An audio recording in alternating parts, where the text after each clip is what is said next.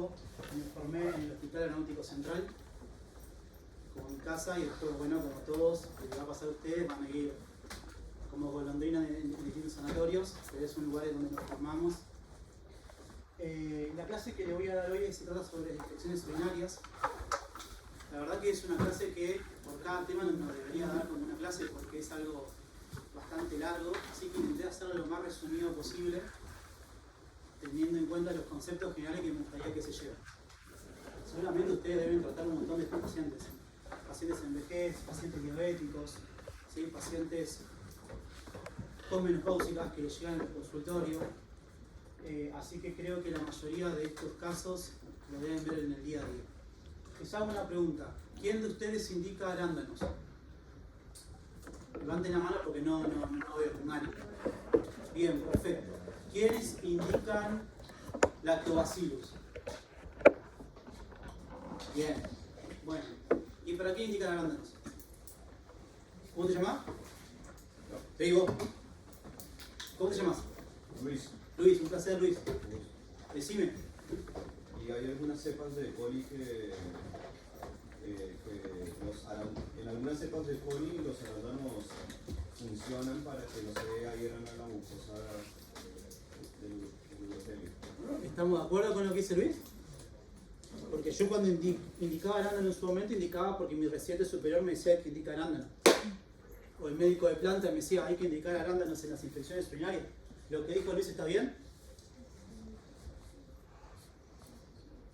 ¿Sí o no?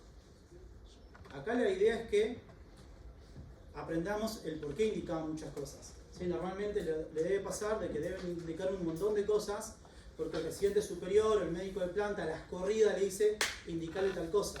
Y uno se queda con ese concepto de que hay que indicarle tal cosa y no sabemos el por qué. ¿Sí? Bueno, mira, muy bien lo que dijiste, es así, actúa así el arándano. Pero bueno, la idea es que sepamos porque normalmente en la residencia es como que tenemos poco tiempo para preguntar.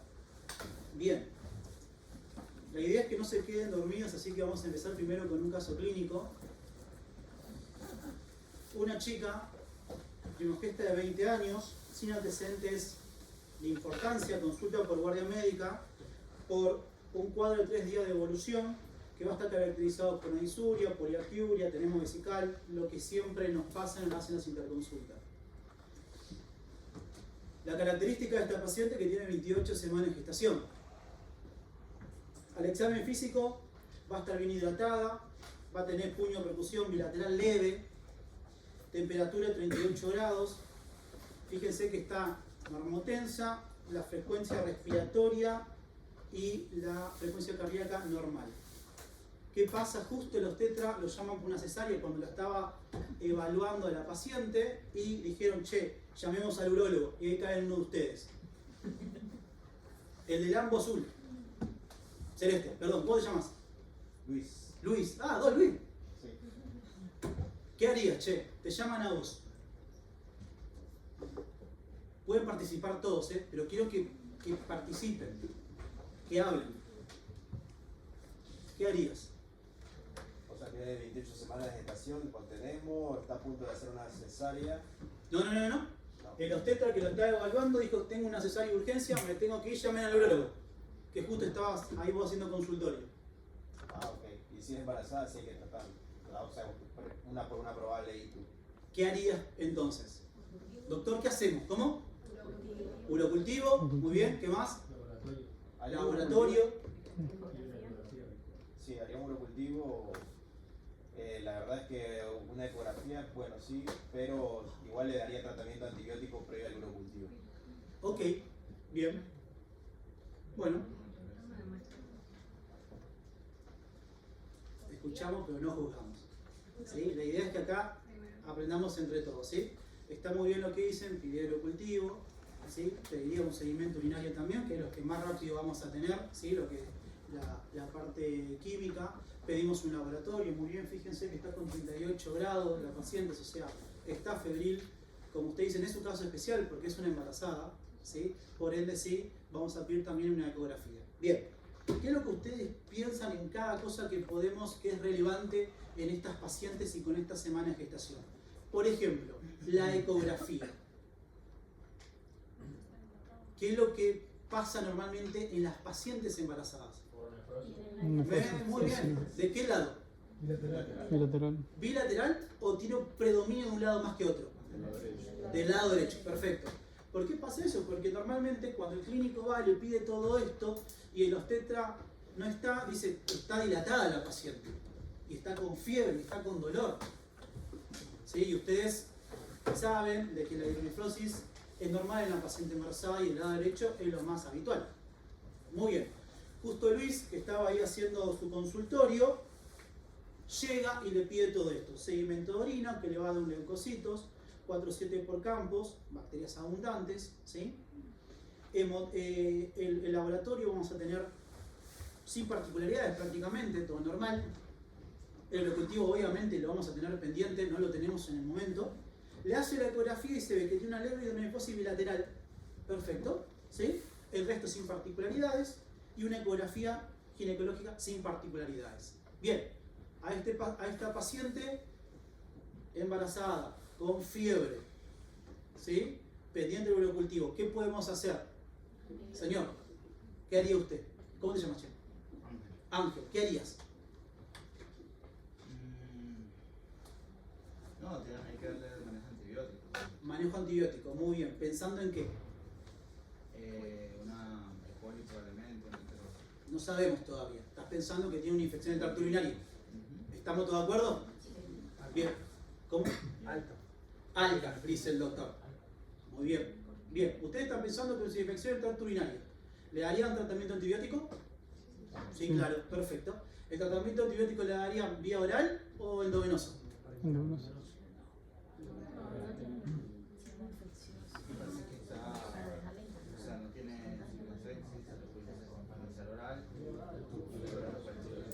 Este es un caso que me pasó, es algo, si faltan datos me lo dicen, pero fue una interconsulta que me pasó a mí en el consultorio, por eso le digo, ¿sí? En mi caso, claramente, el obstetra no estaba, se fue una cesárea en serio, me llamaron a mí, entonces yo la verdad, la verdad es una paciente embarazada, no son pacientes que manejamos nosotros habitualmente, yo a la paciente la interné. Yo la interné, le empecé el tratamiento antibiótico, que se hidrate bien, y dije, bueno, vamos a ir viendo cómo viene el tema de los cultivos. ¿Sí? Y que la vea su obstetra. Bien, ¿qué pasó? Dada la buena evolución y la buena clínica, los 3 días de tratamiento endovenoso, la mandaron a la casa del paciente con indicación de continuar con tratamiento, en este caso bioral. Todavía no estuvieron los cultivos en ese momento, siguió con cefalexina, cada 6 horas por 7 días y control por consultorios externos de obstetricia, claramente, ¿no? Bien. A los 5 días de haber terminado el tratamiento antibiótico indicado, vuelve a la guardia. Lo mismo, poliaquiuria, en este caso tenía un dolor lumbar, de hecho intenso, en este caso, síndrome febril de 3 días de evolución, ya fíjense que la temperatura ya estaba un poquito más elevada, ¿sí? Y puño de percusión positiva. Como se fijaron en la evolución, los de urología, ¿qué es lo primero que hicieron? Llaman al urólogo, ¿sí? Entonces, me vuelven a llamar. Esto es anecdótico, no estaba en una cesárea de urgencia, pero siempre pasa igual. Nada, pasa el traumatólogo, dijeron que no, esperamos al urólogo.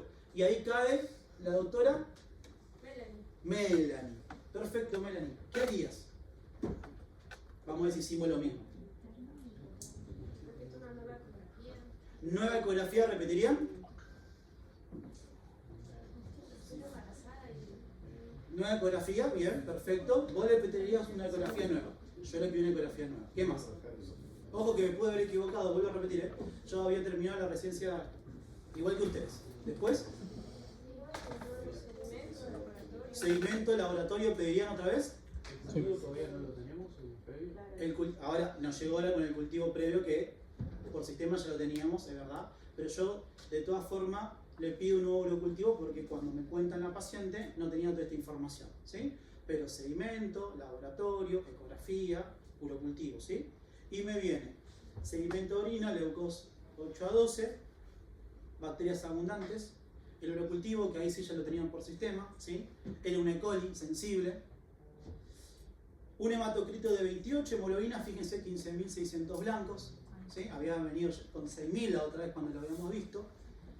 La función renal normal, en la ecografía que le pido, una ecografía renal-vesical, me daba la hidronefrosis, pero ya tenía una rarefacción de la grasa, me lo informan. La ecografía ginecológica que le pido tetra, nada. O sea, acá ya lo tomamos como que una piel, muy bien. Obviamente que se plantea una pielonefritis derecha, ¿sí? Se inicia tratamiento antibiótico endovenoso según sensibilidad. Nada, 36 horas, la paciente afebril, remisión, sigue por la parte de obstetricia y se fue a la casa con terapia oral con nitrofurantoína. Y es dada de alta, después se le pide un nuevo urocultivo control, que la paciente cae a mi consultorio, más que nada por la afinidad que habíamos generado en ese momento, no por otra cosa, y tenía un urocultivo negativo. Bien. Bueno, eso creo que son cosas que normalmente lo ven habitualmente en sus hospitales, ¿sí? Por lo menos a mí no me pasa tanto en mi hospital, pero sí me pasa mucho en los sanatorios afuera, ¿sí? Las infecciones urinarias siempre lo que hacen es consultar al urólogo porque siempre descartan de que como está con un dolor, que muy bien dijo tu nombre.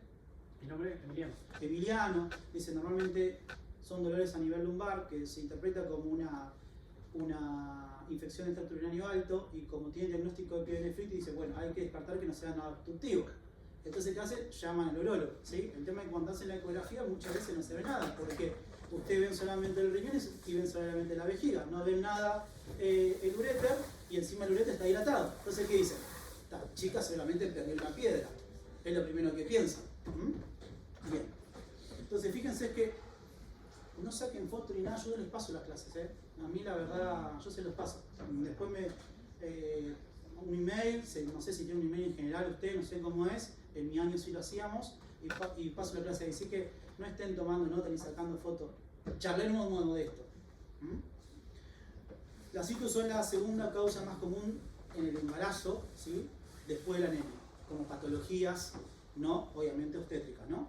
Se estima que entre el 10 y el 15% de estas mujeres van a desarrollar en alguna parte de su embarazo una infección del tracto urinario. Y fíjense que las ITU es el tipo más común de infecciones durante el embarazo y van a representar un 5% de las internaciones de estas mujeres. Lo muy importante que ustedes tienen acá, que obviamente que esto es a forma anecdótica, nadie le va a preguntar, pero lo que tienen que saber es cómo se da la fisiopatología de estas pacientes, que obviamente va a dar por muchas cosas, no es solamente por una. El cambio hormonal, aumento de la progesterona, esto obviamente genera la relajación del músculo liso, disminuye el peristaltismo, disminuye el tono vesical y es lo que genera la estasis urinaria. ¿Sí? Bien. Van a haber cambios mecánicos, que es muy bien lo que ustedes dijeron, que es el útero genera una compresión bilateral, pero al principio es derecho, luego es bilateral, muy bien, genera una hidronefrosis que es fisiológica en el embarazo. ¿Sí? Cuando ustedes vean esto no hay por qué asustarse, mayor presión de la vía urinaria, y esto obviamente genera también, por la presión que hace el útero sobre la vejiga, mayor reflujo. Van a haber cambio en la orina, en la embarazada, un pH que va a ser más alcalino. Y acuérdense, esto es un concepto, ¿sí? Todo lo que es alcalino favorece a las infecciones urinarias, ¿sí? La glucosura fisiológica, que es algo que después también lo vamos a tratar rápido, que pasa en el paciente diabético, el tema de la glucosuria. Más un pH alcalino en esta paciente, es más la ectasia que habíamos hablado, es la Greenfield para las bacterias, ¿sí? Inmunidad modificada en todas estas pacientes, menor respuesta celular, alteración de la defensa local y todo eso genera un ascenso bacteriano. ¿Bien? Bueno, ahora lo que usted tiene que diferenciar en estas pacientes es un par de cosas. Uno, que tenga una bacteriuria sintomática, otro una cistitis y otro que tenga una pielonefritis. ¿Qué es la bacteriuria sintomática? Busolira, perdón que no sé los nombres. Vos. Mauro. No, es debajo, perdón. Ahora después voy con vos, Mauro. La bacteria sintomática es cuando... ¿Cómo te llamas? Iván. Iván, un placer. La bacteria sintomática es cuando la paciente, o sea, tiene leucocitos en la orina, o sea, bacterias, pero no tiene síntomas. Perfecto. Tiene sodio, tiene hemoglobina vesical. O sea, vamos a tener bacterias sin síntomas. Sí. ¿Sí? ¿Ven mucho ustedes esto en su hospital? Montón. En los abuelos, montonazo. En los pacientes sondados, todos. ¿Sí? Pero ¿qué es lo que pasa? Muy bien, ¿eh? hay que tratarla porque siempre tiene riesgo de parto pretérmino. Muy bien, en estos pacientes, como dijo muy bien, dijiste, Iván, ¿sí? Tal cual. Es importante en la paciente embarazada, fíjense que van a tener una incidencia del 2 al 11% en gestante. La patogenia va a implicar obviamente una vía ascendente por todo lo que hablamos recién, ¿no? Por toda la parte hormonal, la parte mecánica, todo eso genera una infección ascendente, ¿sí? Y obviamente que lo más importante es que acuérdense que las bacteriurias asintomáticas en las pacientes embarazadas predisponen a pielonefritis agudas. ¿Estamos? Predispone a pielonefritis aguda. Es importante que ustedes lo tengan en cuenta eso. Y obviamente todo lo que acarrea, que dijo muy bien Iván, riesgo de parto pretérmino, ¿sí? Y el bajo peso del recién nacido. La erradicación de la bacteriuria, acuérdense que va a reducir, obviamente, que se forme una infección del tracto urinario en el 90%, pero por todo lo que habíamos dicho, el tratamiento es justamente esta patología recidiva en estas pacientes, en un 30%. O sea, la mayoría de las pacientes van a tener esta bacteria sintomática de la paciente embarazada. Bueno, obviamente que el tratamiento antibiótico más empleado son los betalactámicos, ¿sí? Esto obviamente va a ser también la nitrofurantoína. Y se está empezando a usar cada vez más lo que es la fosfomicina. ¿Alguno usa fosfomicina normalmente? Usa. Bien, porque es un medicamento muy viejo, ¿sí? Que se dejó de usar. Y lo bueno de la fosfomicina es que tiene muy poca resistencia. ¿Por qué? Porque lo dejamos usar. Solamente por eso. Yo creo que si dejamos usar la cipro por un par de tiempo, la sensibilidad de la cipro va a aumentar y la resistencia va a caer. Como le damos cipro y se venden como caramelo en cualquier farmacia, ¿sí? Va a ir mayor resistencia. Esto normalmente es algo que se le pide a todas las embarazadas. Recuerden, creo que cuando dimos obstetricia en algún momento lo habíamos estudiado, que se le pide urocultivo a toda embarazada a partir de la semana 16, ¿sí? O empezando ya la primera visita. Y esto es algo que da justamente la Sociedad de Obstetricia y Gineco Española, que es como el algoritmo de cómo tratar a estos pacientes, ¿sí? No es para que ustedes lo sepan, queda como parte informativa, pero no es lo más importante. Lo más importante que usted tiene que saber es que las bacterias asintomáticas en estos pacientes hay que tratar. Se tratan. No son como otras bacterias asintomáticas de los pacientes que estamos acostumbrados a ver nosotros. Cistitis aguda. Sí, el que está al lado de Luis. Yo, César. César. ¿Qué es la cistitis aguda? Es ya una infección instaurada a nivel vesical. Bien, perfecto. ¿Forma parte de las infecciones del tracto urinario? Sí. Bien. ¿Qué afecta? Me dijiste solamente. ¿Qué sector afecta? La vejiga. La vejiga. Muy bien. ¿Estamos todos de acuerdo? ¿Sí? Perfecto. La cistitis aguda justamente afecta, como dijo muy bien César, perdón, yo mismo lo con los nombres. César, afecta la pared vesical, ¿sí? Y va a cruzar con un síndrome miccional. Pero lo importante es que no genera una alteración del estado general de la paciente, ¿sí? Creo que esto es algo que también lo ven constantemente. En el embarazo debe considerarse una ITU, ¿sí? Primaria, independientemente del resto de las infecciones del tracto urinario, puesto que, esto es importante, habíamos dicho que las infecciones del tracto, las bacteriurias generan pielonefritis. Bueno, la cistitis no es que va a generar sí o sí una pielonefritis. Por eso es importante las bacteriurias sintomáticas en las embarazadas. ¿Se entendió esa parte? Bien. Su incidencia obviamente es mucho más baja que la bacteria sintomática, ¿sí? Está confinada a la vejiga, como dijo muy bien César, y el 95% es dado por una sola bacteria que es la Escherichia coli, como todos conocemos. Suele presentarse en el segundo trimestre, nada raro, esto es algo anecdótico. ¿Y cómo se va a caracterizar esto? Ya sabemos, disuria, poliaquiuria, tenemos vesical, urgencia miccional.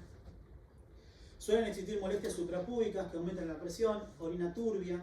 Acuérdense de esto, la orina turbia no nos habla de infección, ¿sí? Porque lo primero que pensamos, y el paciente muchas veces dice, doctor, cuando a mí sale muy turbia la orina, ¿sí? Normalmente no significa de que esté infectada la orina, ¿se entiende?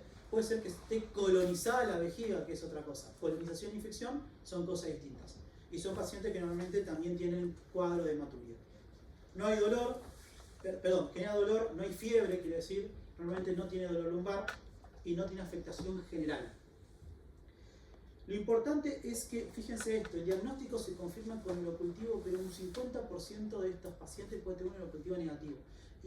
Y hay tres causas o tres hipótesis que se tiran. Una es que puede presentar cifras inferiores a 100.000 unidades de colonia, entonces como que no se toma como un urocultivo representativo. Normalmente nosotros sabemos que tiene que ver una cierta cantidad cuando es tomada, en este caso, con chorro medio, de un urocultivo que sea, para que sea representativo, ¿se entiende, no? Distinto si es una punción suprapúbica o que sea una punción desde la sonda vesical o tomada por sonda.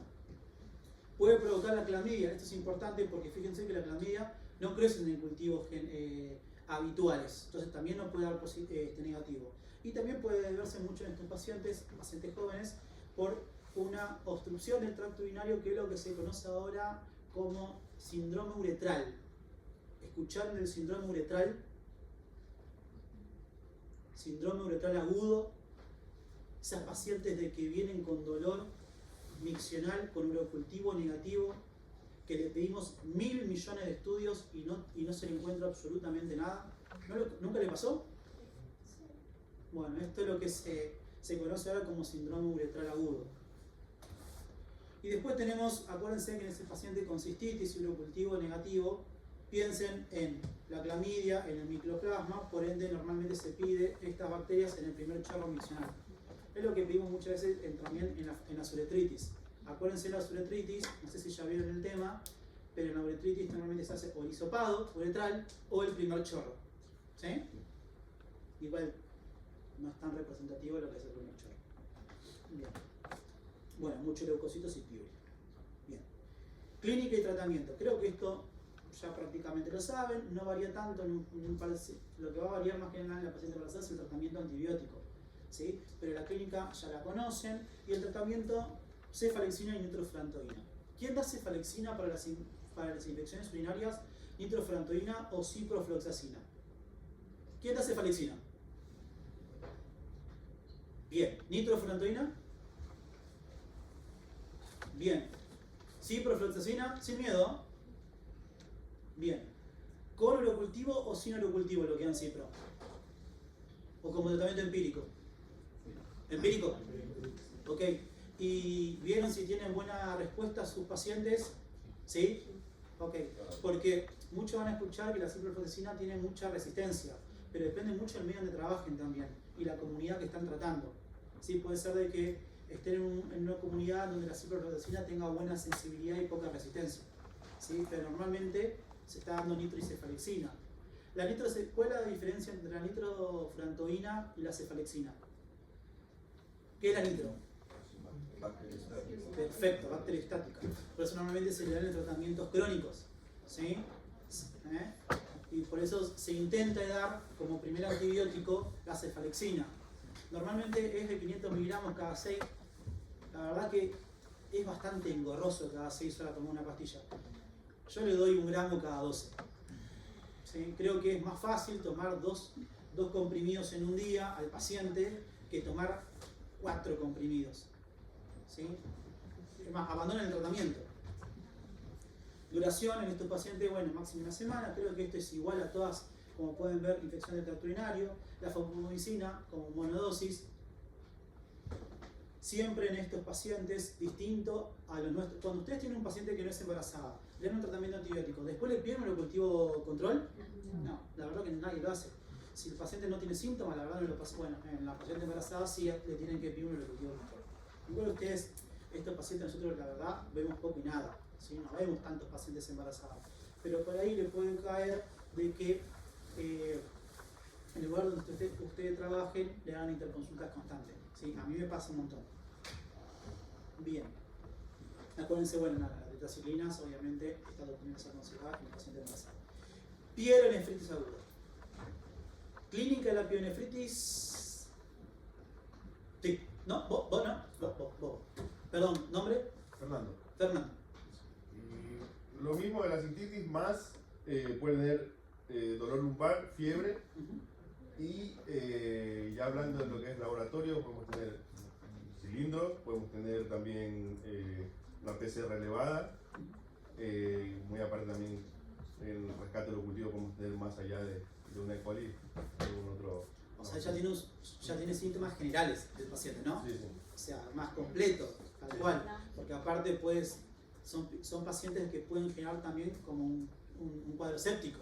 Estamos hablando, ¿sí? Tienen una sintomatología más importante que puede estar unida a la cistitis, como decir la sintomatología, pero es un cuadro más general, ¿sí? Bueno, obviamente acá hay afectación renal, ¿sí? Es muy frecuente en el embarazo, ¿sí? Por todo lo que hablamos. Debe considerarse una complicación seria, justamente porque te puede generar un shock séptico en estas pacientes, y esto puede acelerar lo que es el trabajo de parto y retraso del crecimiento intrauterino.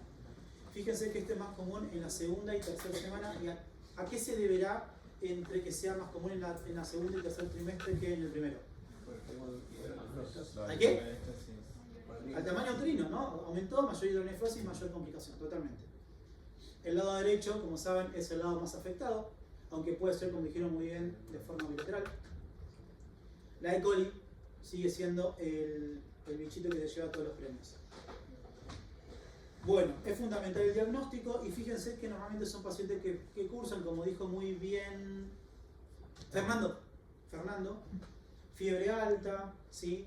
Podemos tener, eso puede ser por distintos picos porque es donde se genera la liberación de las toxinas, malestar general, dolor lumbar intenso, ¿sí? Constante, unilateral. Lo más importante es que son patologías que pueden seguir evolucionando si no se trata de forma correcta hasta abscesos renales. Bueno, como hay un cuadro de bacteremia, sudoración, escalofrío, creo que todo lo que ya sabemos todos, acuño, percusión. Bueno, obviamente el urocultivo confirma, muchas veces el urocultivo, la verdad, puede dar también negativo. En estos pacientes normalmente nos quedamos también por el hemocultivo, acuérdense. La ecografía renal, ¿por qué pedimos ecografía renal y por qué la interconsulta con nosotros? Porque lo primero que van a pensar es que sea, lo que nosotros tenemos que descartar es que sea algo obstructivo, litiásico, ¿se entiende? Creo que eso es lo que primero tenemos que descartar nosotros, que no sea algo litiásico. Y la verdad que son pacientes que son bastante engorrosos hacerle una buena ¿qué estudio solicitarle? Porque normalmente cuando pensamos que es algo litiásico, ¿qué pedimos en los pacientes nosotros generalmente? Tomografía, y en estos pacientes no puede pedir tomografía, ¿sí? Entonces se complica. Entonces le pedimos eco, y si no encontramos nada en la eco y no queda duda y siguen llamándonos, está con dolor, doctor, y está dilatado, nosotros le explicamos todo esto, la parte de la fisiología del paciente, notamos el tiempo de explicarlo a los clínicos y a los obstetras. ¿Qué estudios se le puede pedir al paciente? Aparte de la eco. ¿Cómo? ¿Quién dijo reza? Pues que levante la mano que dijo reza. Ahí está. No te vi como que reza. Muy bien la resonancia. ¿Sí? Tema que la resonancia muchas veces no podemos ver bien. No es bueno para ver litiasis, para que se entienda, ¿sí? Pero es el segundo paso. ¿Sí? Muy bien. La verdad, cuando yo veo una resonancia en una paciente, es un poco chocante, ¿no? Porque se ve todo al feto, lo ves, es chocante. Fíjense que la sensibilidad ecográfica, como todos sabemos, es súper baja, ¿sí? Acuérdense, cuando hacemos una ecografía, bueno, ya lo saben, obviamente, pero se ve el riñón y la vejiga, ¿sí? No vemos el resto. Entonces, la sensibilidad es muy baja y muy bien. Luisina, se pide una resonancia. Bien. Bueno, con el tema al tratamiento antibiótico en estos pacientes, bueno, obviamente es todo endovenoso, ¿no? O sea, es con internación. Y fíjense que dice que utilizar de forma empírica la ampicilina y la cefalosporina, esto es un estudio español, entonces puede ser que en el lugar donde ellos haya tenido mayor resistencia al tratamiento antibiótico. Normalmente se pide, empezamos con los beta-lactámicos. Bien, bueno, más o menos embarazadas, ¿sí? Vamos a este cuadro. Estoy intentando de cualquier cosa, si no entienden nada y que quieren agregar cosas, me levantan la mano. Sé que quieren que termine rápido porque se quieren ir, a mí me pasaba lo mismo, pero si tienen alguna duda, avisan, ¿sí? Infección en el tracto urinario en paciente postmenopausia. ¿Qué pasa en la postmenopausia? de Lambo Blanco. Oh, vos, ¿nombre? Ernesto. ¿Qué pasa a la paciente posmenopáusica? No, hay disminución de estrógenos, entonces la flora vaginal no es tan protectora, digamos. Entonces se O sea, predispone. pierde la acción protectora de los estrógenos. Muy bien, a nivel genitourinario. Muy bien. Ven mucho a estas pacientes y un montón. ¿Sí? Todos tenemos mamás, abuelas, tías que están pasando todo por la misma situación, o la mayoría lo pasa. Bueno, fíjense que es mujeres de mayor entre 65 y 70 años, dicen las estadísticas, empiezan a generar esta patología entre un 15 y un 20%, pero fíjense cómo a medida de que se hacen más grandes aumenta más el porcentaje de infecciones del tracto urinario y bacteriuria, ¿no? La incidencia de infecciones urinarias varía entre un 10 y un 30%, y la mayor colonización basical se da justamente por bacilos gram negativos, justamente como dijo Ernesto, ¿puede ser? Ernesto había dicho muy bien por la pérdida de estrógenos. Bueno, la fisiopatología lo dijo muy bien su compañero. Acuérdense que el estrógeno es muy importante para el mantenimiento del trofismo, no solamente a nivel de la vagina, sino que también de la uretra. También tiene mucha acción a nivel de la vejiga. O sea, todo ese sector en las mujeres está muy regida, tiene muchos receptores de estrógeno. Así como también un sector dentro de la vejiga que es muy interesante, que es el trígono vesical. Por eso van a haber muchas mujeres grandes que generan mucho trigonitis, ¿sí? Que es una patología que la verdad a nosotros nos vuelve loco, porque le damos de todo hasta que le hacemos una citoscopía, vemos que está el trígono afectado y ahí hacemos un tratamiento. Hipoestrogenismo, como dijo muy bien Ernesto, esto genera mayor incidencia bacteriuria. ¿Y esto por qué se va a deber?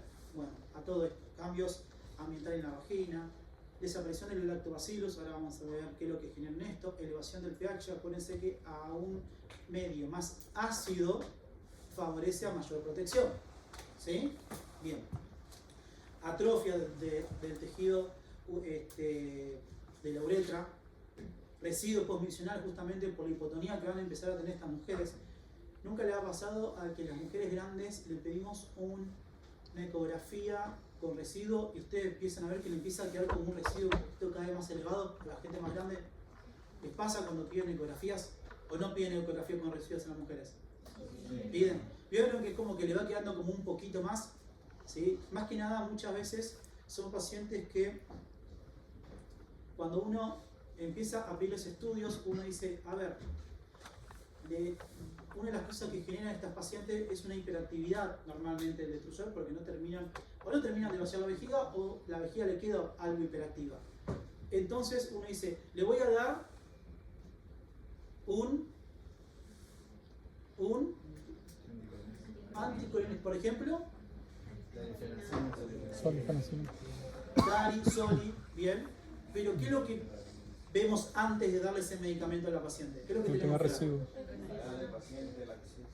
La edad es muy importante, es muy interesante lo que dijiste, ¿sí? Por la parte de la genera demencia, ¿sí? ¿Qué más? Antecedentes de cómo es la motilidad intestinal. Bien, que la mayoría de las mujeres cuando se hacen grandes son todas constipadas. ¿Le pasa o no? Que la paciente dice, uy, uno dice, mire que genera constipación, uy doctor, yo soy re constipada. Te dice, bueno, uno le tiene que explicar que tiene que tomar mayor cantidad de líquido. Pero ¿qué también le piden a estas pacientes? ¿Qué estudio? Una ecografía, porque si ustedes dicen, si está eliminando poco, si le queda mucho residuo, le doy esta droga, ¿qué le va a pasar? Peor. ¿Sí? Entonces es importante el tema obstructivo. Y obviamente la mayoría o un gran porcentaje tiene prolapso. El estrógeno, acuérdense, es protectivo del piso pélvico. ¿Sí? Antecedente de embarazos, antecedente de partos. ¿Cómo fue el parto? No lo sabemos. Ella te puede decir, sí, me acuerdo que me dieron todos unos puntos porque me lastimé o me lastimaron. Todo eso, más la pérdida de estrógeno, genera debilidad del piso pélvico. Paciente te llega con prolapso. Bien. ¿Qué es lo que genera el déficit de estos estrógenos? Bueno, obviamente va a alterar justamente todo, que va a generar alteración sobre los órganos que más dolores de cabeza nos dan a nosotros, que van a ser la vejiga, la uretra y la vagina. Todo ese entorno genera la atrofia, como dijo muy bien Ernesto. ¿sí? Se observa disminución de colágeno en estas pacientes por pérdida de estrógeno, pérdida de elasticidad, reducción de las secreciones vaginales, fragilidad de la mucosa. Todo esto va a generar una vejiga que se contrae menos, que genera más residuo vesical y que encima de todo vamos a tener una atrofia a nivel genitourinario, y cuando la paciente orina genera ardor, molestias. Clínicamente porque esto se da por la sequedad vaginal que genera la pérdida de estrógeno. ¿Quién da estrógenos locales? El resto, ¿por qué no da estrógenos locales? Pregunto. Que no levantaste la mano. ¿Por qué no das estrógeno? ¿Yo? ¿Sí? No, sí, doy estrógenos locales. ¿Y qué estrógeno das? Estradiol crema. ¿Y cómo se lo indicas? Se lo indico que tome la punta del dedo, un poquito de la crema y lo ponga alrededor de la uretra. ¿Todos los días? No, 3 veces a la semana. 3 veces a la semana. ¿Le explicás cuánto tiempo lleva el tratamiento en generar todo? Sí, o sea que no es al instante, sino que se demora un tiempito por ahí, un mes. Bien, ¿todos hacen lo mismo? ¿O hay alguien que haga otra cosa distinta? Las primeras 2 semanas. ¿Cómo te llamas? Nail. Nail. ¿Y vos cómo te llamabas? Natalia. Las primeras 2 semanas todos los días, las segundas 2 semanas cada 48 y posteriormente 3 veces a la semana. Sí, yo doy también de esa misma forma. Está bien, perfecto. Pero vieron que le cambia un montón a la paciente con el estrógeno local. Un montón. Alivia mucho más que nada por el tema de la sequedad, de la sequedad vaginal. Un montón. Aparte son pacientes que tienen 65 años y las pacientes de 65 años tienen relaciones sexuales.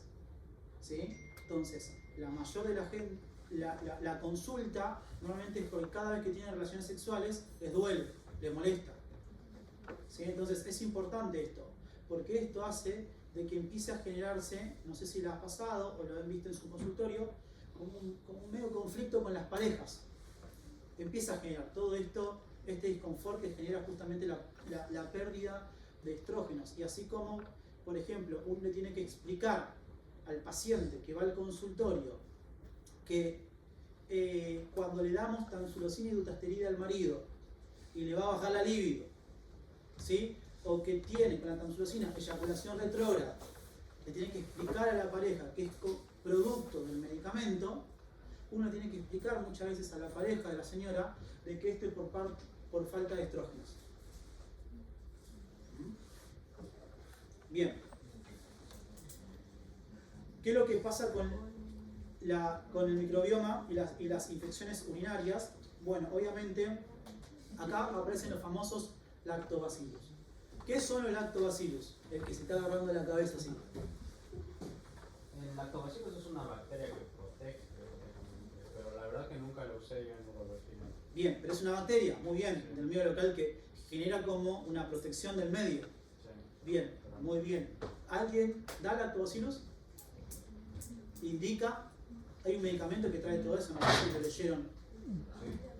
De un laboratorio bastante que va constantemente a los hospitales como para que sigamos indicando. ¿Nunca vieron? Muy bien, Eurolab. No sé si lo pasa por sus hospitales. A mí me vuelve loco. Pero sí, tiene lactobacillus, ¿sí? Mantiene, es importante porque lo que hace, ¿cómo te llamas? ¿Yo? Richard. ¿Cómo? Richard. Fíjate que mantiene el pH ácido y lo que va a hacer es eliminar la adhesión bacteriana. ¿Por qué? Porque se llama lactobacillus. Lacto es porque forma ácido láctico. Y bacilo porque es un bacilo. ¿Sí? Entonces, al formar ácido láctico, lo que te genera justamente es un pH ácido en el entorno. Con el tiempo y con la pérdida de estrógeno se pierden estos bichitos. ¿Se entiende? ¿Cómo Bien. se usa? ¿Cómo? ¿Cómo se indica? Bioral, se le puede sentar bioral y hay... ¿Todos los días? ¿Cómo? ¿Todos los días?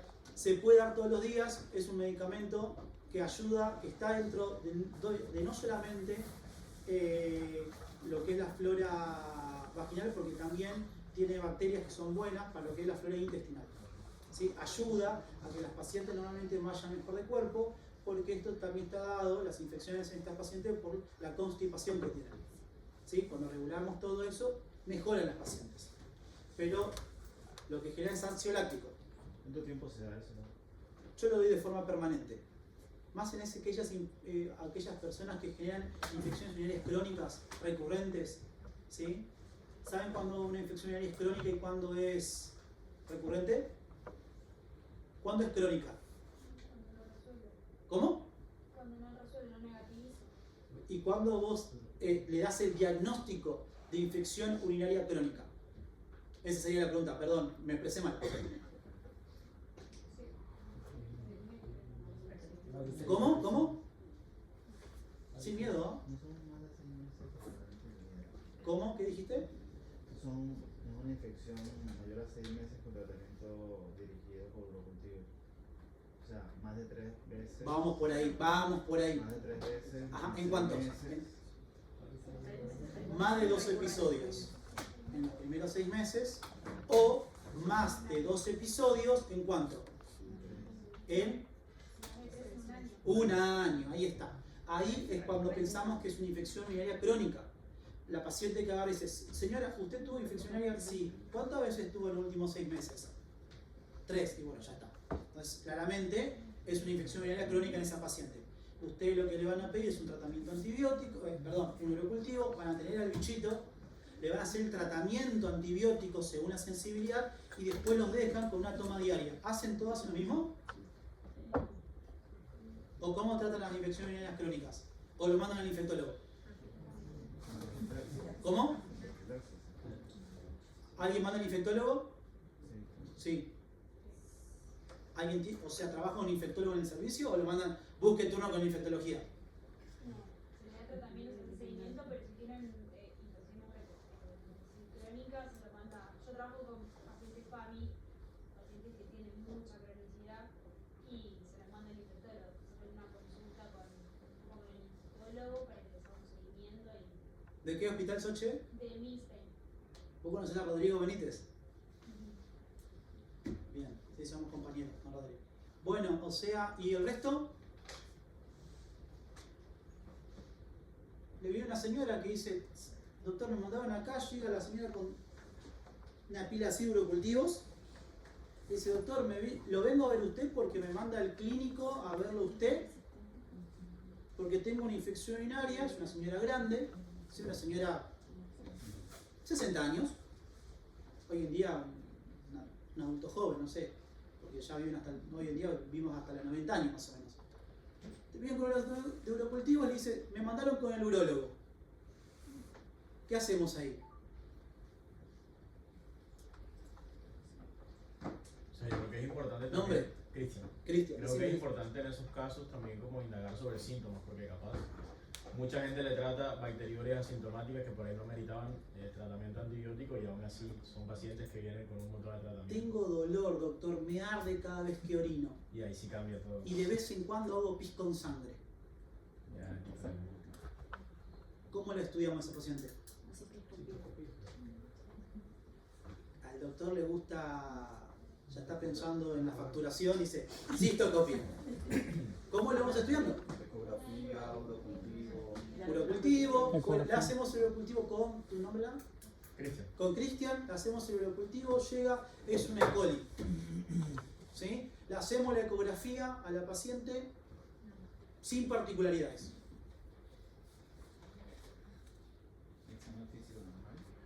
¿Cuántas veces hizo infecciones urinarias desde que llegué acá? Y doctor, en estos últimos 6 meses hice 4 veces infecciones urinarias. Examen físico, ¿qué examen físico le haría? ¿Tu nombre, perdón? Ángel, perdón. No, pregunto, ¿es normal el examen físico? Sí, claro. Yo le hago examen físico a las pacientes porque busco que no tengan atrofia en la región genitourinaria.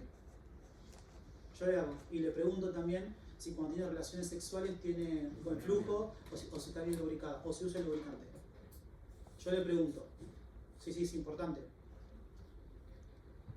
Examen físico, una pequeña atrofia, cambio de coloración en la región genitourinaria, pero es una paciente que tiene relaciones sexuales con su marido, de vez en cuando tiene algún disconfort, usan lubricante, porque ya le dijo a su ginecólogo que usen lubricantes. ¿Ella asocia las infecciones posteriores al momento del coito? Me pasó una vez. Pues las otras veces no, ¿eh? Las otras veces no. ¿Qué más hacemos con urólogos? No sé ustedes, pero a mí me caen constantemente estos pacientes al consultorio, ¿no? ¿Alguno hace el consultorio en los consultorios clandestinos que existen por ahí? No, perdón, yo hacía uno en Constitución. ¿Alguno hace? ¿Vos hacés, Richard? ¿Nadie más en consultorio? Todos están en los clandestinos, ¿no? Todos estamos en el lado oscuro todavía. Bueno, ¿no cae ese paciente? ¿Y qué hacemos con ese paciente cuando no cae? Primero le preguntamos a la paciente cuánto tiempo interrogamos, ¿sí? ¿Por qué? Porque esto es muy común. La verdad que por ahí tenemos muy poco tiempo para hacer un examen físico, ¿sí? Como corresponde. Normalmente yo cuando es una paciente que viene ya de mano de 1, de 2, de 3, yo ahí le hago el estado físico. Intento hacerlo lo más completo que pueda, ¿sí? Veo la parte genitourinaria, pido una ecografía, pido urocultivo. También hay veces en cuando que pienso, porque también pido muchas veces hasta tomografías pensando en que si puede tener una litiasis asociada que puede generar infecciones urinarias a repetición.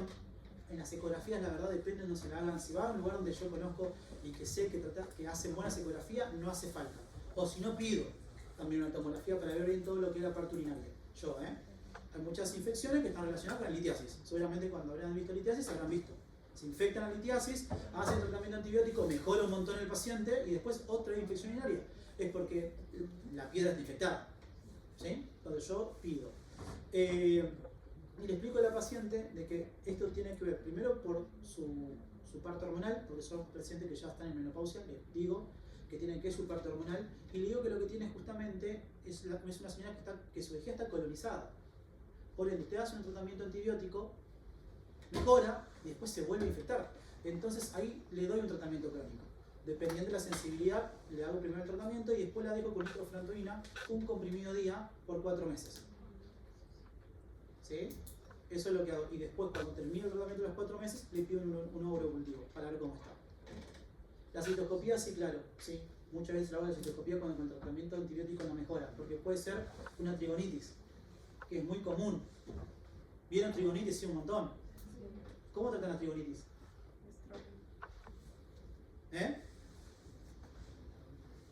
¿Cómo tratan la trigonitis? ¿Trataron alguna vez una trigonitis en su hospital? Sí. ¿No? Bueno, medidas higiénico-dietéticas, porque son todos factores estresantes que pueden irritar la mucosa. Interconsulta con gineco porque probablemente necesite algún tipo de sustitución estrogénica, y si no mejora con el tratamiento clínico se puede hacer una electrocoagulación del trígono como última instancia, y también antimuscarínicos ayudan a aliviar los síntomas. ¿Alguno hizo eso alguna vez? ¿No? ¿No? No vale porque ella es reciente mía, así que no vale lo que dijo. Hacemos el sí lo tratamos. Bueno, actualmente existen crecientes intereses estrategicas con todo lo que es la parte protectora. Bueno, acá es donde empezamos a dar algunas drogas, como por ejemplo, me voy a poner un cochito, esto es nada. Estas drogas que quiero que sepan. La sintomatología ya la conocen, es la habitual. Lo que sí, acá van a tener algunos síntomas vaginales, que es el prurito, el ardor, la molestia. Son estas pacientes que, como le digo, con la pérdida estrogénica se genera esta atrofia y esta sequedad de la región genital. Y acuérdense, cuando son muy grandes, las pacientes tienen unos síntomas atípicos que serían más que nada para el paciente adulto, ¿no? Ya el letargo, el delirio, ¿sí? La pérdida de conciencia que muchas veces pasa, que se confunden los pacientes. Y el tratamiento es prácticamente el mismo. La nitrofurantoína, ¿sí? Normalmente no debe utilizarse cuando el clearance es menor a 50, ahí se le puede dar cefalexina. Yo le doy cefalosporina, normalmente un comprimido de 1 gramo cada 12 horas, siempre obviamente teniendo en cuenta el urocultivo, ¿sí? Y lo más importante que quiero que vean acá es, nada, estas drogas que empezamos a dar, que normalmente la damos un montón. Una es el arándano. ¿Quién me había dicho el tema? Luis. Luis, ¿no? Luis, Luis había dicho el arándano es muy bueno porque ayuda a que la bacteria no se adhiera al nucleotélio. Y totalmente, es así. Es la función del arándano. Normalmente es una de las estrategias que se usan no antibióticos, ¿no? Al paciente le damos arándano de forma ininterrumpida, que se compre jugo de arándano, pastilla de arándano, todo el arándano que está dando, que coma arándano le decimos, ¿sí? Como para que tenga mejor respuesta al tratamiento. Y fíjate que el por qué justamente genera esto, porque tiene este componente que se llama justamente las proantocinadinas, que generan justamente que no se adhieran las fimbrias que tienen la E. coli, que en alguna vez las estudiamos, y que se pegan al urotelio. ¿Sí? Por eso es importante el tratamiento con arándano y la verdad es muy pero muy efectivo. Lo que tienen que saber es que disminuye la colonización vesical. Es importante. Todas las mujeres normalmente por toda esta parte hormonal están colonizadas.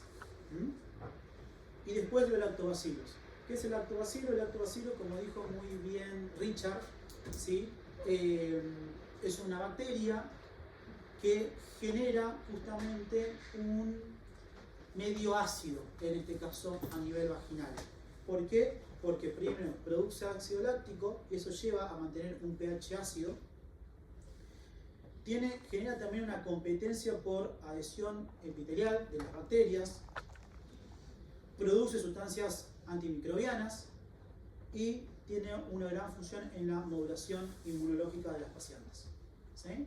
Por eso combinar estos tratamientos con arándanos y una adecuada medidas higiénico-dietéticas como una buena hidratación, lubricantes en las pacientes ayuda un montón. Y obviamente que también es muy importante el uso de estrógenos locales.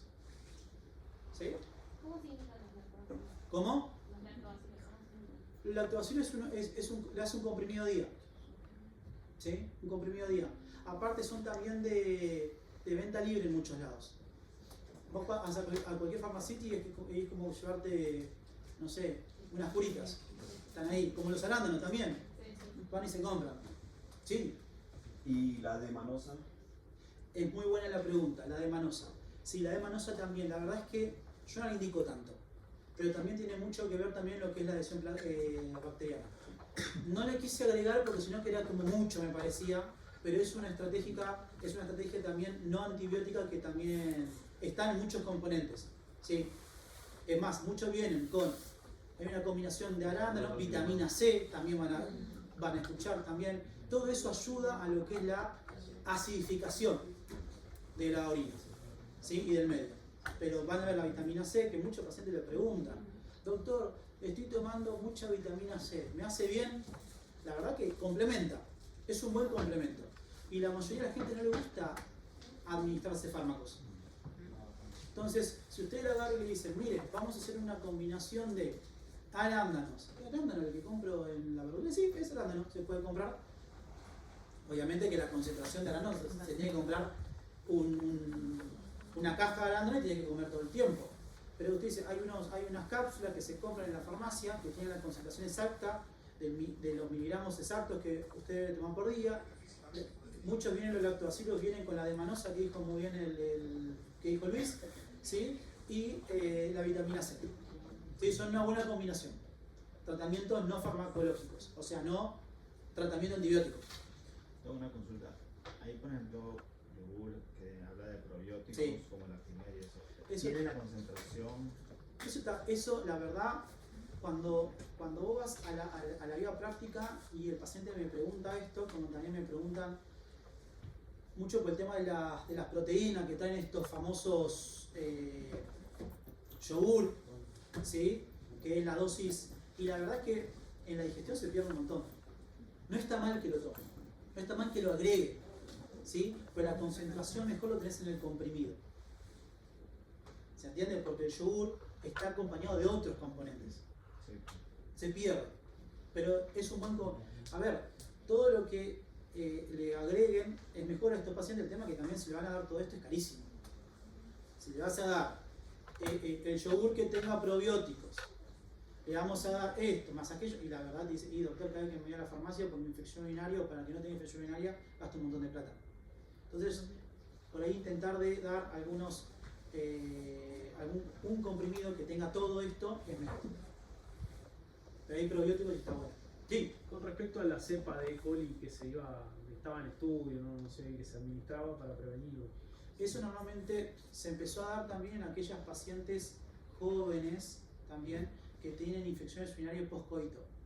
Se empezaba a dar. La verdad, yo no tengo explicación en eso. Pero sí, sé que hay una cepa que la idea es intentar interrumpir la colonización vesical. No tengo tanta experiencia en ese tipo de terapéutica. Pero sí, sé que está. Más, en las guías, ustedes leen las guías de infecciones que son del 2020. Ya hablan ahí de la cepa de E. coli, ¿sí? Como para tratar infecciones urinarias en pacientes posmenopáusicas y en pacientes que tienen infecciones postcoito. Sí, como también seguramente habrán hablado, en pacientes activamente, la paciente joven que tiene infecciones postcoito le da un tratamiento antibiótico luego del coito. La verdad es que yo con el tema de la cepa de E. coli no tengo mucha experiencia, pero sí sé que está. No te puedo dar mi información porque voy a sacar la guitarra y te voy a decir cualquier cosa y no vale la pena. Te lo averiguo. Con el tema de los estrógenos locales, bueno, creo que ya más o menos sabemos lo que hacen los estrógenos locales, qué es lo que pasa en la menopausia. Durante la menopausia se produce la caída progresiva justamente de estrógenos. Esto va a afectar todas estas estructuras que justamente hablamos. La vagina, la uretra, el trígono vesical, por eso digo que es importante, porque tiene muchos receptores en ese sector. Entonces, ¿qué es lo que intentamos de hacer con el uso del estrógenos? Es evitar totalmente eso. Fíjese que genera sequedad vaginal, la dispareunia, el ardor. ¿Sí? Normalmente yo le pregunto a la paciente, ¿usted cuando le arde o le molesta, cuando está orinando o cuando termina de orinar? Cuando termina de orinar, que siente un ardor externo, o le duele, le molesta cuando está orinando en la región, no le digo el hipogastrio porque no me va a entender, le digo en la región del abdomen. Entonces, más que nada ahí es como que ya me puedo ir guiando por dónde viene justamente el problema de la paciente. Normalmente esta paciente tiene ardor cuando termina de orinar, siente como una molestia, como que le quema o le arde cuando terminan de hacer pis. Bueno, obviamente es restaurar el epitelio. Es importante esto lo que hace, la recuperación justamente del glucógeno, y ese glucógeno es utilizado justamente por los lactobacilos, y a la vez lactobacillus genera ácido láctico y es una combinación. Disminución del pH vaginal, justamente también tiene una acción sobre el pH vaginal, pero también generando mayor actividad del lactobacillus y disminución de la colonización vesical. Esto es importante porque cuando ustedes dan estrógenos vaginales locales, ¿ustedes le preguntan a la paciente si tuvo antecedentes de cáncer de mama o de ovario? ¿No? Porque algunos tumores, tanto el cáncer de mama o de ovario, son hormonodependientes. Bueno, ahí está. Se demostró de que la absorción que tiene es mínima, ¿sí? Por eso les quiero aclarar. Normalmente cuando la paciente está, yo le mando que vea a su ginecólogo para que se quede más tranquila, pero normalmente se ve de que la absorción es mínima, o sea, no genera alteración. Por eso le quise aclarar esto, nada más que por eso. Bueno, pacientes mayores. La incidencia de ITU aumenta en pacientes mayores de 65 años en comparación con aquellos pacientes de edad más baja. La prevalencia de bacterias sintomática obviamente va a ser mayor en los ancianos, y esto tiene que ver son pacientes normalmente geriatrizados, que usan sondas vesicales, ¿sí? Aparte de todo esto, ¿qué es lo que pasa en el paciente adulto? Bueno, como todos sabemos, el paciente adulto, en las mujeres ya sabemos, lo hablamos recién, hay pérdida estrogénica, pero ¿qué pasa en el hombre? Y vamos a tener todo lo que es la parte de próstata, ¿sí? Vamos a tener aumento del crecimiento prostático, aumento del colágeno vesical, vamos a tener una vejiga que se contrae poco y una próstata que obstruye. Todo esto genera que el paciente tenga mayor residuo postmisional y que lo que va a generar que tenga mayor infecciones urinarias. Muchos de estos pacientes están geriatrizados, están con sonda vesical. Muchos de estos pacientes normalmente, si viven en distintos, los geriátricos por ejemplo, no están bien higienizados. la sonda vesical está siempre sucia y genera justamente estas infecciones. Entonces es normal en el paciente mayor encontrar infecciones urinarias.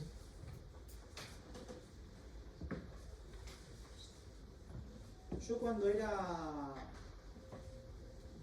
residente, me acuerdo que cada vez que cambiaba la sonda vesical me decían hay que darle al paciente que dejarle ciprofloxacina por 3 días.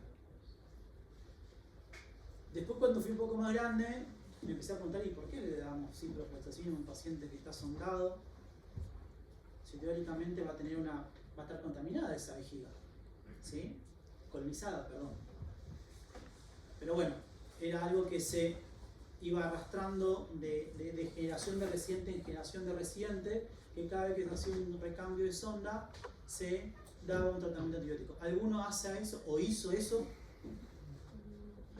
Cuando tuvieron residentes que fueron más inteligentes que lo que yo lo daba porque me decía mis residentes superiores hasta que me empecé a preguntar el por qué. Bien, ¿a todos pacientes que le hacen recambio sonda vesical, paciente sondado, le toman urocultivo? ¿No? ¿Y si con el recambio de sonda que hacen el paciente hace fiebre? Qué problema, ¿no? ¿Qué harían? Dependiendo del tiempo, ¿no? Obviamente, ¿sí? Si pasara un poco de tiempo se puede hacer una punción sobre la misma sonda, por ejemplo, o si no, lamentablemente, hay que hacer un recambio de sonda vesical. Bien. ¿Qué es lo que le pasa al adulto mayor? Y todas estas cosas que los estoy mencionando van a tener presencia de catéteres permanentes, patología como diabetes, la sobreexposición a 1.000 millones de antibióticos que le dan porque estuvo muchas veces internado, pacientes que tienen mucho incremento de volumen residual, las pacientes femeninas con déficit estrogénico, todo lo que es el cambio del tracto urinario inferior, como ya saben, aumento del colágeno, se contrae menos la vejiga, tiene menos fuerza para evacuarla, van a empezar a tener trabécula, van a empezar a tener divertículos, ¿sí?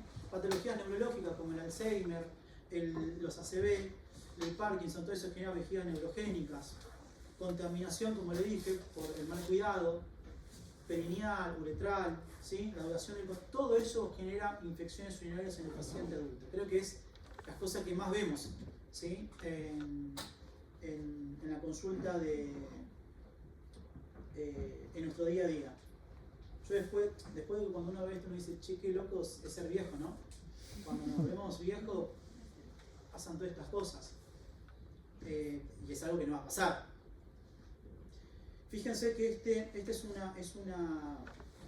un gráfico que habla de las infecciones urinarias en estos pacientes. En general, cuando no tienen sondas, fíjense que la E. coli es normalmente, como todos saben, el uropatógeno más importante. Cuando habla sonda de corta duración, son aquellos pacientes que le colocan sonda en internación y después se la sacan, ¿sí? Pero fíjense lo que es sondaje de larga duración, que ya tienen sondado crónico. Fíjense los bichos que empiezan a aparecer, ¿sí? Como el Proteus, como las pseudomonas, ¿sí? Son otros bichitos que se empiezan a complicar porque tienen mayor resistencia. Son mayor resistentes a todo el tratamiento antibiótico. Lo que tenemos que saber en estos pacientes es el tema de la bacteriuria sintomática. Acá se trata igual que cualquier bacteriuria sintomática. A todos los pacientes con bacteriurias sintomáticas, ¿ustedes le dan un tratamiento antibiótico? Que no sea embarazado, obviamente, ¿no? Embarazada, perdón. ¿No? ¿Y cuándo le dan un tratamiento antibiótico? ¿Cómo?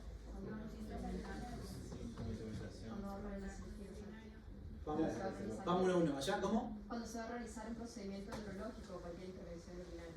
Perfecto.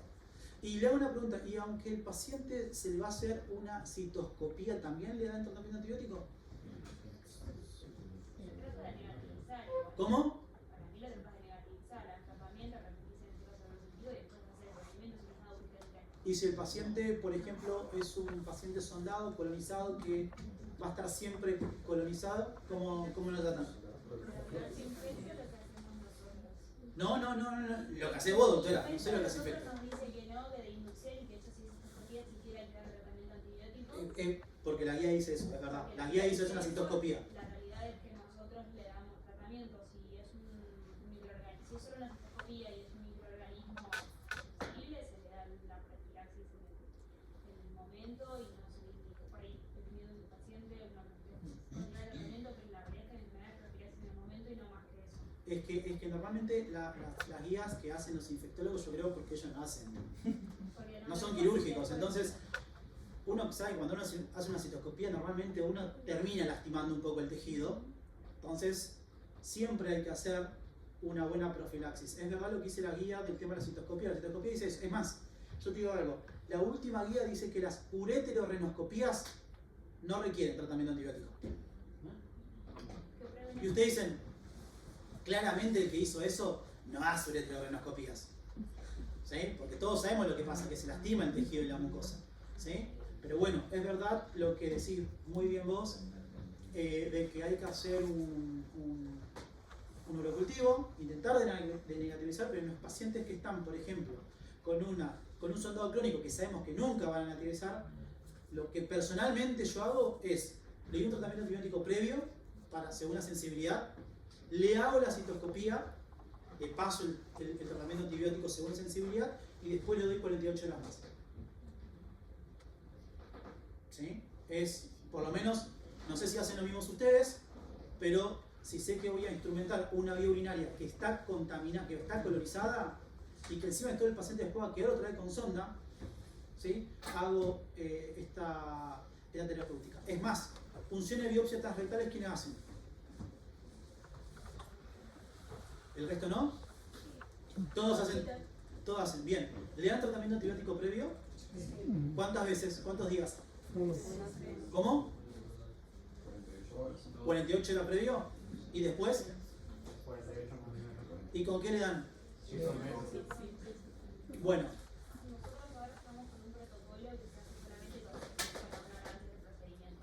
Bueno. ¿Qué es lo que dicen las guías? Las guías dicen que hay que pasar solamente una única dosis intraprocedimientos, sería 60 minutos antes, sería lo correcto, ¿sí? De una única dosis. Y que después no hace falta dejar al paciente con tratamiento antibiótico posterior. ¿Sí? Eso es lo que dicen las guías. Eso es lo que dicen las guías. Nosotros normalmente damos amikacina, damos fosfomicina. Primero damos ciprofloxacina, todo el mundo con prostatitis. Tuvimos una seguidilla. Saquemos la ciprofloxacina. Hablamos con infectología. Denle amica. No, pero amikacina, el tema, la función renal, que esto, aquello, una dosis no hace nada. Le damos amikacina, estuvieron muy bien, y ahora damos fosfomicina como monodosis. Y no damos más nada. Pero en su momento le dejamos con ciprometro.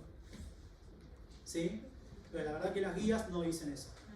¿Por qué le dejamos con ciprometro? Yo creo pensando de que, bueno, si lo doy, me quedo más seguro si le doy tratamiento antibiótico.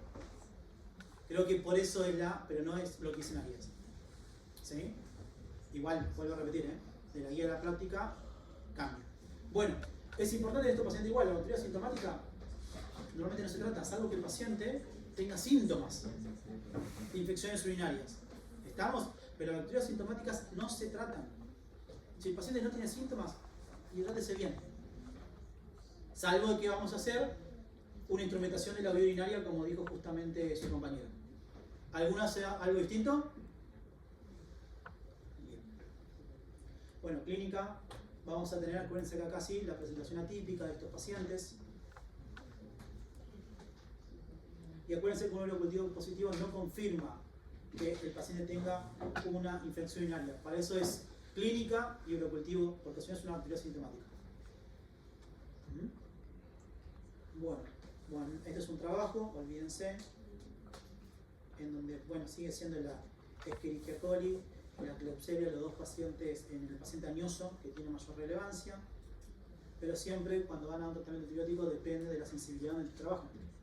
Este es un trabajo de la Sociedad Española, entonces, y esto es lo que dice el consenso argentino, que está un poquito desactualizado, porque la verdad es donde me saqué fotos, yo ahora te voy a pasar a clase. No puedo ir a clase. La nitrofurantoína es el tratamiento de elección junto con la cefalexina. Fíjense que tanto la cefalexina como la nitrofurantoína donde tienen menor resistencia. ¿Sí? Por eso se le da cefalexina y fíjense normalmente lo que son las cloronas como cayeron. Bueno, paciente diabético. Ya falta poco. Les juro que falta poco. Les juro. Bien. Paciente diabético. ¿Qué es lo que le pasa al paciente diabético y que es importante? ¿sí? El resto lo van a leer. Pero ¿qué es lo que es más importante del paciente diabético? Bueno, primero de todo, por la hiperglucemia que tienen, van a tener mayor glucosuria.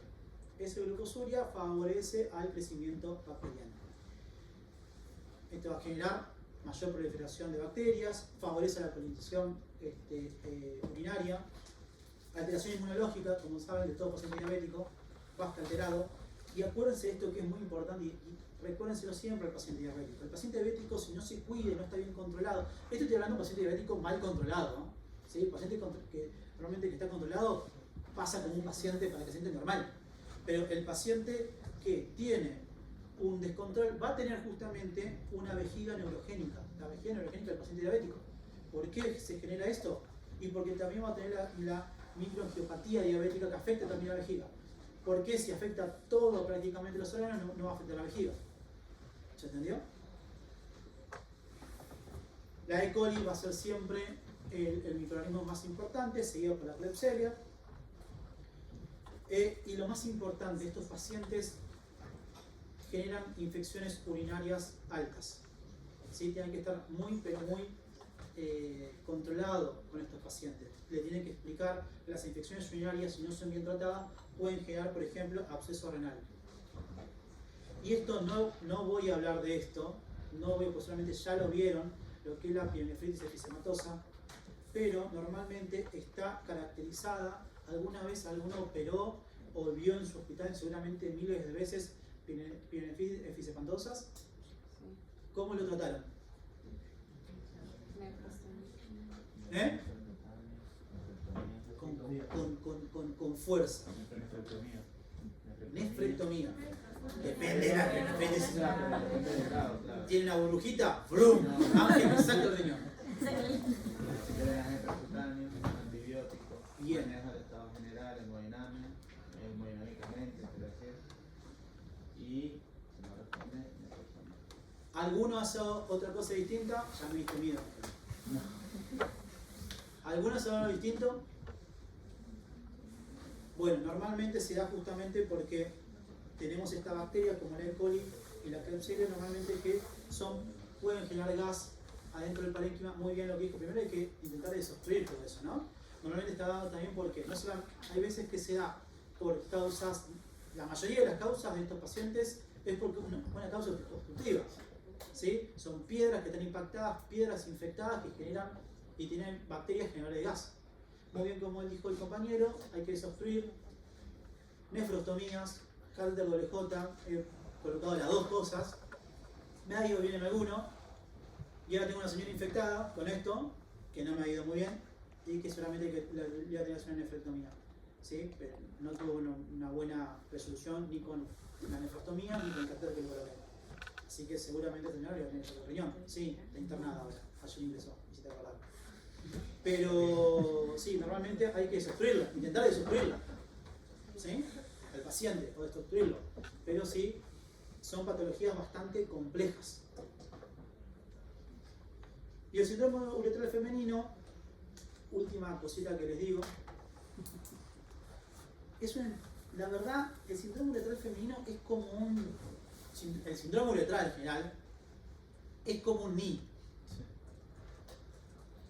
En el congreso hace poco se habló del síndrome uretral, lo que es el famoso dolor pélvico crónico. ¿Sí? Y es como un chino básico, no sé si yo la verdad, y te explico por qué, porque la verdad es como que nos dice que es multifactorial, ¿sí? Está dado por muchas alteraciones o factores que pueden complementar, que es el anatómico, el funcional, el hormonal. Es más, cuando vamos, fíjense que no está completamente aclarada lo que es la fisiopatología de la enfermedad, lo que sí se puede dar por un montón de cosas. Por ejemplo, alteración en la paciente posmenopáusica puede generar esto por alteración del estrógeno, que ya lo hablamos. Una inflamación crónica de uretra por inflamación subclínica, disfunción del piso pélvico, hipertonía, alteraciones funcionales, la vejiga hiperactiva, la disfunción miccional, factores psicológicos como el estrés. Es la famosa paciente joven que te llega con dolor a nivel pélvico, a nivel uretral, que le haces 1000 millones de cosas y no le encontrás nada.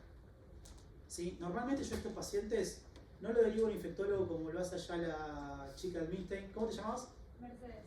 Pero sí lo derivo a la gente que hace funcional. ¿Sí? Porque la verdad hay que estudiarlo de una manera bastante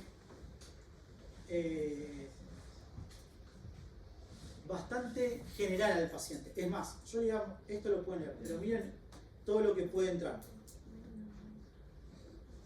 Todo esto es un dolor pélvico crónico. Todo esto nos puede un dolor pélvico crónico. Y como pueden ver, entonces es complejo el manejo de estas pacientes. Son pacientes que dicen, doctor, tengo relaciones sexuales y me duele. Lo mandás obviamente al ginecólogo para que le haga la evaluación ginecológica. No, está perfecta. La evaluás, nada. Le haces una citoscopía, nada. ¿Sí? Hace muy poco tuve una chica que fue una contractura del nervio pudendo. Imagínense, no dice yo ese diagnóstico, sino que lo hizo alguien que hace justamente todo lo que es urodinamia, que se dio cuenta haciendo un tacto rectal, ¿sí? Que contraía más tal sector.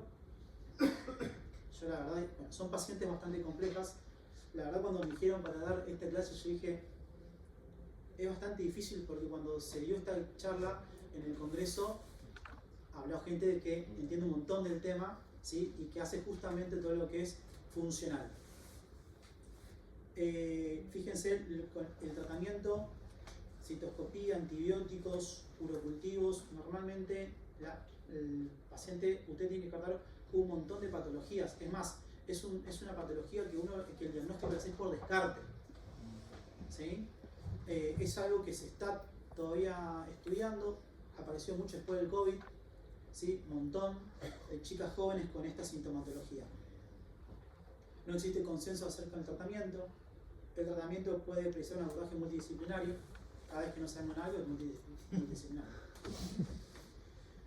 Se le da antibiótico, alfa bloqueantes, acupuntura, tratamiento láser. La verdad, no sé cómo es el tratamiento láser.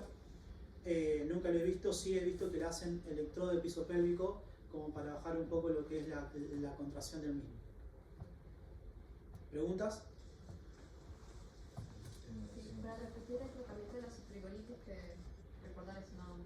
El tratamiento de citrigonitis, Lu. Abundante hidratación, medidas higiénico-dietéticas, evitar todo lo que sea irritante como el café, chocolates, picantes, muy parecido a lo que es la dieta para las hemorroides. Obviamente derivar a gineco para ver si se hace algún tipo de sustitución de estrógenos sistémicos. Y si no mejora con nada de eso, se coagula el trígono, como si fuese una RTU, y antimuscarínicos, y después a los 2-3 meses se suspenden los antimuscarínicos y hemos tenido re buenos resultados con eso. Sí, la verdad que sí. Son pacientes bastante complejos porque pasás, haces 1000 millones de estudios a esos pacientes y no le encontrás nada. Hace muy poco teníamos una señora, tiene mucho que ver también, ¿sabe qué? Primero con el estado posmenopáusico y con la parte emocional.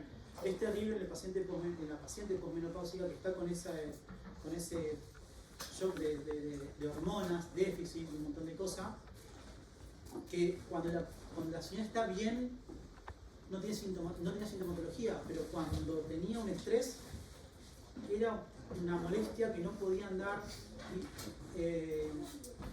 Teníamos obesidad constante, y bueno, porque le hicimos la citoscopía, teníamos todo el trígono. Podríamos mostrarles después el video como para que vean cómo se ve el trígono, y le hacemos electrocoagulación del trígono, y la verdad que los pacientes andan mucho mejor. Sí, y hemos tenido en pacientes jóvenes asociados a síndrome ovario poliquístico. Sí, muchos. Todo hormonal, sí, claro.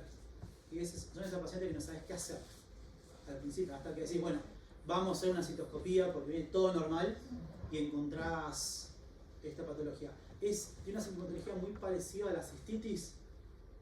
¿Viste la cistitis? Bueno, muy igual, idéntica. Obviamente que tenés que hacer diagnóstico diferencial. Para eso también haces, terminás el trígono y hacer la hidrodistensión, ¿no? De la vejiga. ¿Alguna pregunta? ¿Alguna duda? Bueno, yo le voy a pasar mi clase